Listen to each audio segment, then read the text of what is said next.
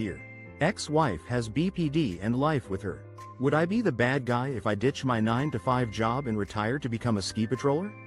It would mean cutting off financial support to my 18 and 22-year-old kids, leaving them to figure out how to pay for college on their own. Let's rewind to the complex history with my ex-wife, who has a history of borderline personality disorder. Life with her has been a constant battle, and we're currently in the midst of a difficult divorce.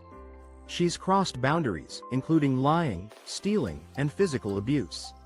I'm done with the relationship, and I feel it's time to move on. As part of our divorce, we had set up a college savings plan with my ex-wife as the custodian. I repeatedly asked our kids to take her off as the custodian, but they blew me off for months. It turned out she'd drained the accounts to fund her new home. Instead of taking action or asking their mom about the missing funds, our kids expected me to cover the costs. When I refused, citing my own stress and overwhelmed schedule, they became upset and told me to handle it. Feeling frustrated with their lack of initiative, I've decided to explore a new chapter in my life. I call being a cosplayer as annoying around Halloween time. So I have this coworker who's around 35 and she has a 12-year-old daughter. She has brought her daughter into work before I actually like her. She's really cool and likes the same anime I do. It's coming to Halloween time and, as the Halloween season approaches, I find myself growing increasingly frustrated with the cosplayer community. My coworker, a woman in her mid-30s, has a 12-year-old daughter who often accompanies her to work. I've developed a positive relationship with her, discovering we share a common interest in anime. However, the approaching Halloween season brings about a change in her demeanor. She's requested that I hand over my meticulously crafted Miku Hatsune cosplay, which I spent countless hours designing and sewing. Not only does she ask for the entire costume, but she also wants me to modify it to fit her daughter, who she claims is small. Despite never receiving my approval, she's led her daughter to believe the costume is hers, leaving me feeling uneasy. Every time I politely decline, she becomes withdrawn and distant, only to reapproach me towards the end of my shift and instruct me to work on the costume at home. Even after I've made it clear that I won't be altering my costume, she continues to send messages, suggesting that I simply resize it to fit her daughter's small size. I'm perplexed by her inability to understand the concept of no.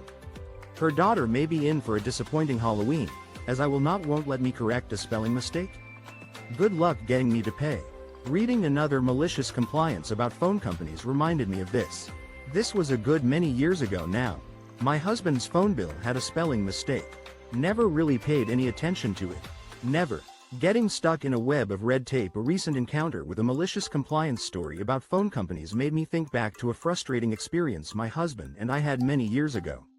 It began innocently enough, with a phone bill containing a minor spelling mistake. Think, Robert Wilson, instead of Robert Williams, for instance. We moved to a new state and set up mail redirection, but the bill never reached us due to the strict requirements for exact matching. Amidst the chaos of moving, we didn't notice the missing bill until our phone was cut off. When we tried to resolve the issue, we hit a roadblock. To correct the spelling mistake, the phone company required proof of my husband's correct name. However, since it was merely a spelling error and not an official name change, we couldn't provide the necessary documents. His driver's license or passport were deemed insufficient evidence. When we asked for help, they were uncooperative, insisting there was no way to fix the issue. At this point, we were frustrated and refused to pay the bill. The phone company retaliated by sending us a detailed contract and debt collection threats. We simply pointed out that they would have a hard time collecting from someone who didn't exist. A clever AITA for telling another gym member to wear a bra? I, 25F, fucking hate wearing bras. They're uncomfortable, constricting, and expensive. With work from home, I spent the last year and a half basically never wearing a bra and got used to it. Quite frankly, my boobs are non-exist. I, 25F, have been making a conscious effort to avoid wearing uncomfortable clothing, and that includes bras. Due to working from home for the past year and a half, I've grown accustomed to not wearing one and feel it's no longer necessary.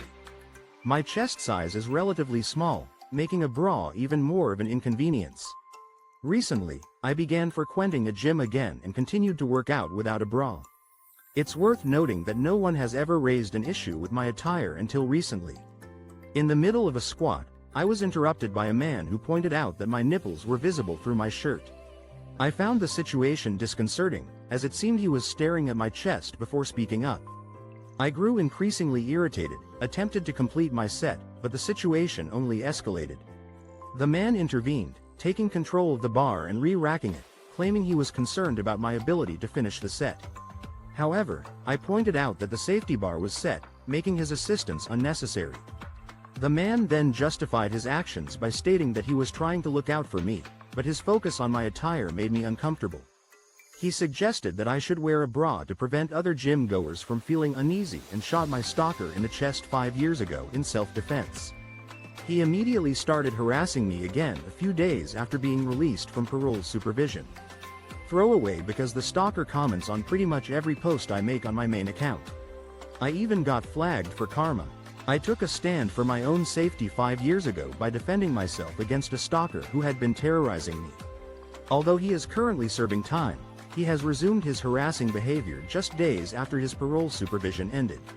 I've created this throwaway account to distance myself from the constant comments and messages from this individual on my primary account.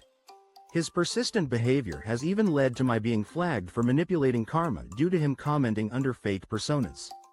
5 years ago, I found myself in a precarious situation after briefly dating someone who later turned out to be a manipulative and violent individual. Despite our short relationship, he managed to track me down, showed up outside my home, and demanded that I be with him. He would often threaten to kill me or for me to take my own life, all while proclaiming his own good intentions. For 6 months, he subjected me to a relentless barrage of threats, forcing me to file numerous police reports, attempt restraining orders, change my living situation, and abandon my social media presence. His persistence eventually led him to break into my home at midnight, prompting me to defend myself by shooting him.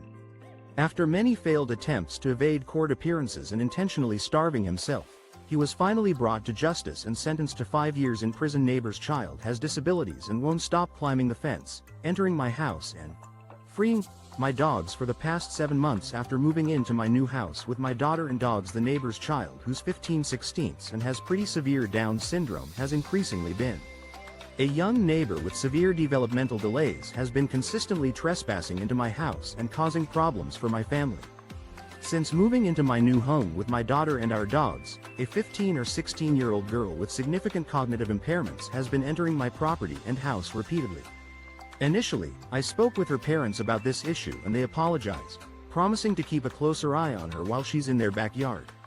However, the situation has only worsened over time.